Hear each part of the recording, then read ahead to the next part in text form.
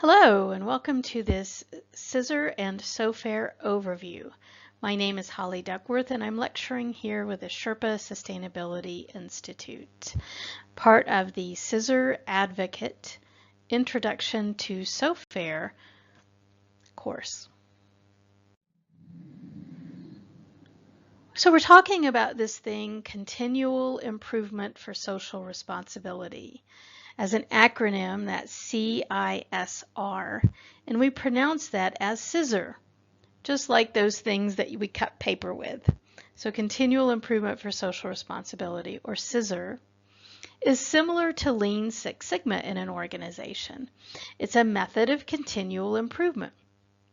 And just like Lean Six Sigma, it uses rigorous quality tools and techniques for performance improvement, process improvement, and problem solving.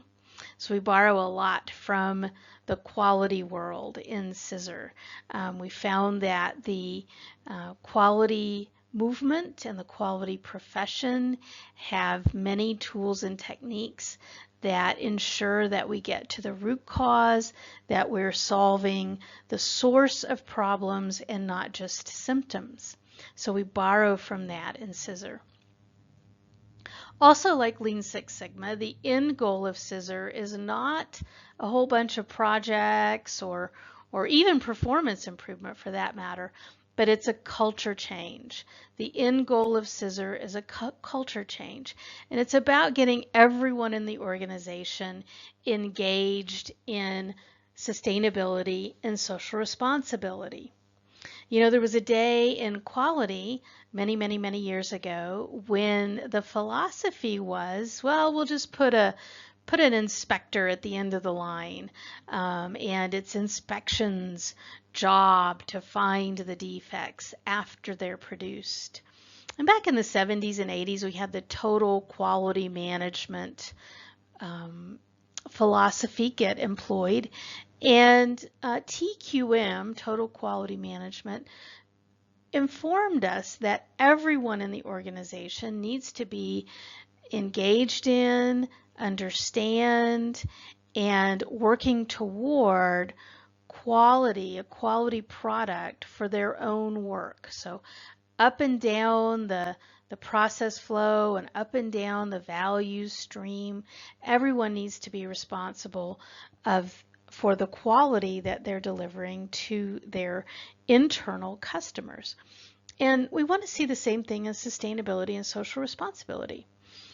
Sustainability isn't something that the sustainability department does, and social responsibility isn't something that corporate affairs or the legal department or even the CSR team is involved in. Dedication, attention to, performance of sustainability and social responsibility is everyone's responsibility throughout the organization. And when we're deploying CISR, it's a way for everyone, it's a mode for everyone to get engaged and involved in these efforts.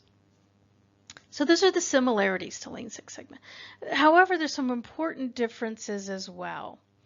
In many cases, when we're looking at performance improvement initiatives that use CISR, our problems are generally social in nature.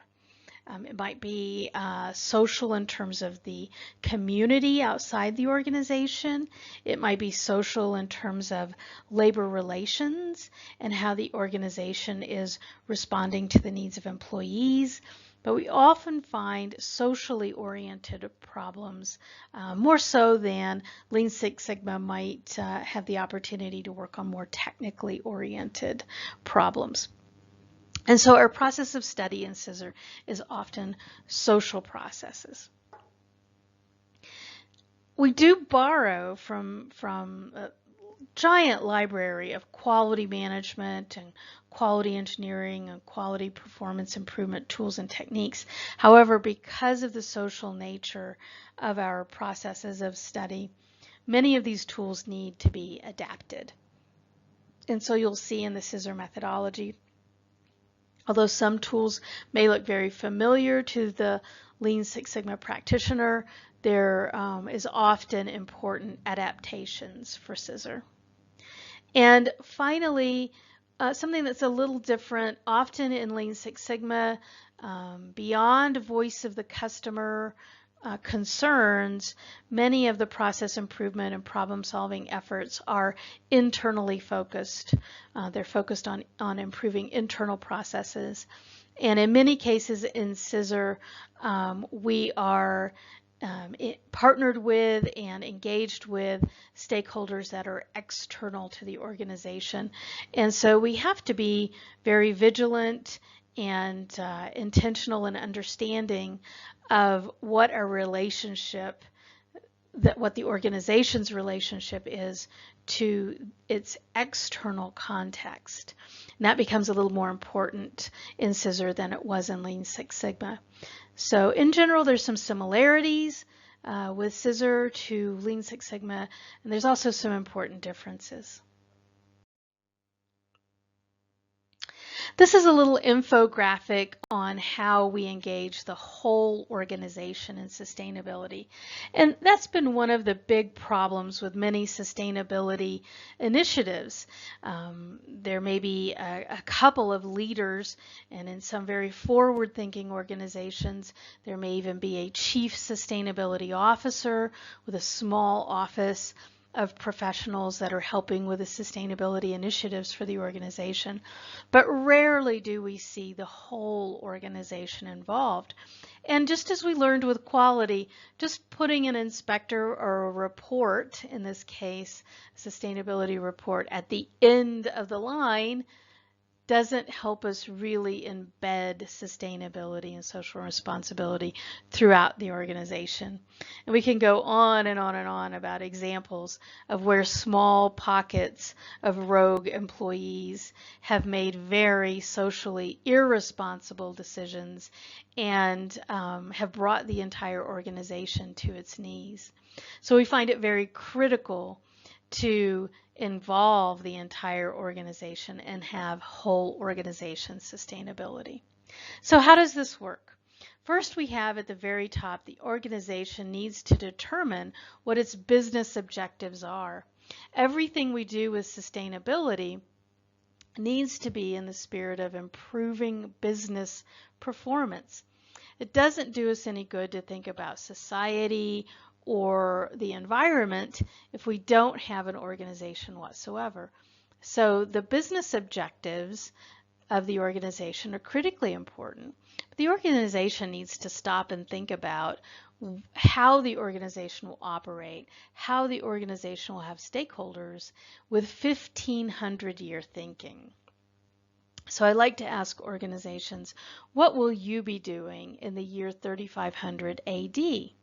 And if you can conceive of having raw materials, employees, customers, safe communities in which to operate, suppliers, and all those stakeholders with you for 1,500 years, then that's our definition of a sustainable organization. Then what the organization does is it employs its continual improvement organization. These are the Lean Six Sigma experts in the organization.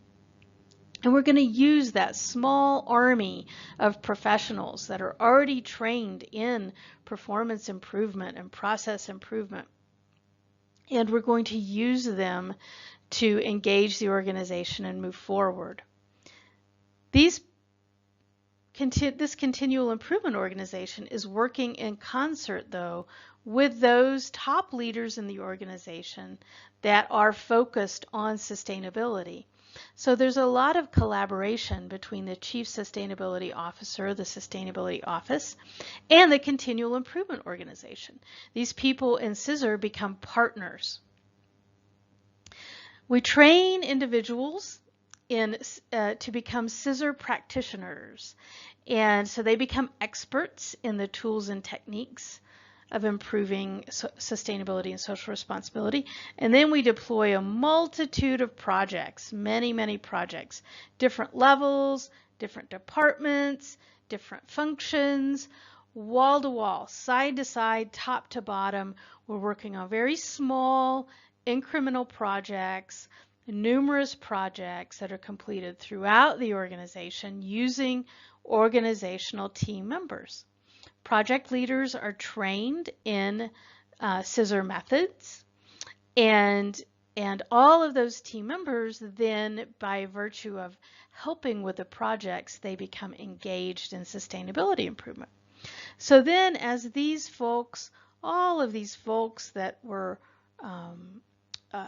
educated and informed and participated in these CISR projects, now they become involved in the sustainability and social responsibility efforts of the organization. Engagement increases and stakeholder impacts improve. And so then we can begin to see a partnership here between the sustainability efforts and everyone in the organization. So this is just the way that we view whole organization sustainability. And that's the end goal of continual improvement for social responsibility. It's not about the projects. It's not about the metrics that are reported in the sustainability report and the performance improvement there, although we get that. What it's about is engaging the whole organization in sustainability and social responsibility performance improvement. And then the culture of the organization changes. People begin to think in a sustainable way, and then all decisions are made in the consideration of sustainability. So let's talk just a little bit about some of the methods within the CISR methodology. We have a method called stakeholder engagement systems, and this is a way to be focused on stakeholders, and it's really systems thinking applied to voice of the stakeholder. And so that's an entire method within this big umbrella methodology of CISR. Another common method is what we call SOFAIR, SOFAIR. And that is project-oriented and process improvement methods applied under the umbrella of the CISR methodology. And then we also have design principles and practices. And so this is innovation and design oriented. And we use these methods when we're creating sustainable systems that don't already exist. So we use stakeholder engagement systems to apply systems thinking to voice of the stakeholder.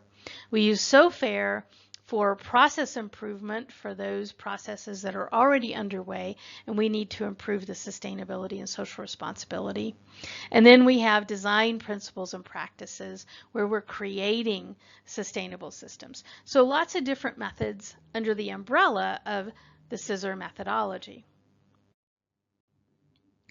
I'm going to go through one of those methods, the SOFAIR method, very quickly here, just so that you can get a feel for what these kinds of projects look like. The SOFAIR method is deployed as projects. You can think of it in Lean Six Sigma terms. You can think of it as kind of like greenbelt projects. But rather than the DMAIC, define, measure, analyze, improve, and control, method that we use in Six Sigma, we're using the SOFAIR method in CISR. So SOFAIR is to CISR as DMAIC is to Six Sigma. We have to do things a little differently in CISR. So we start out with stakeholders and subjects. The S of SOFAIR stands for stakeholders and subjects. And this is where we go out. We use a lot of different tools to get our stakeholder voice, and we begin to understand how those that are impacted by our organization's decisions and actions, how they're impacted. We also spend time in the S phase understanding the 7 subjects of social responsibility via our international standard, ISO 26000. So S is about gathering voice of the stakeholder across all 7 subjects of social responsibility. Next in SOFAIR is the O phase. And we want to make sure that all of the efforts in CISR are linked to the business objectives of the organization. Our triple bottom line is is people, planet, and profit. And so our sustainability and social responsibility initiatives are not done at the expense of profit, at the sacrifice of profit. They are done in order to achieve profit. And so in the objective phase, we're looking at organizational goals and objectives, resource allocation for the SOFAIR projects, and the project is formally chartered by the organization.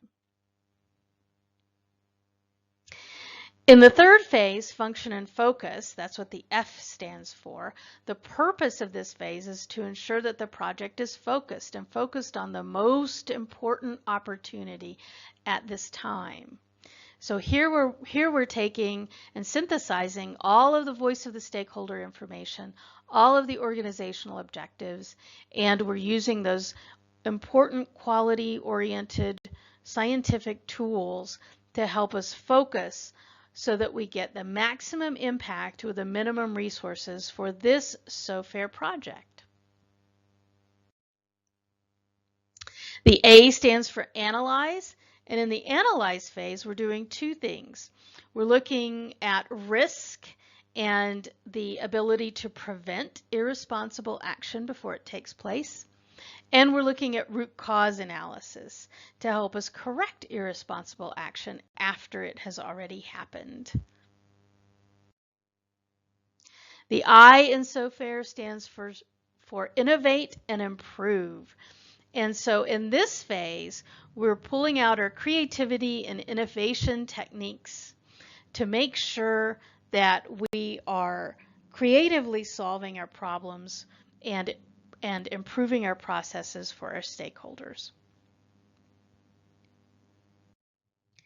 And the last phase of SOFAIR is report and repeat. We understand the external reporting needs and the external context and the need to communicate back to stakeholders, and that's what reporting is all about.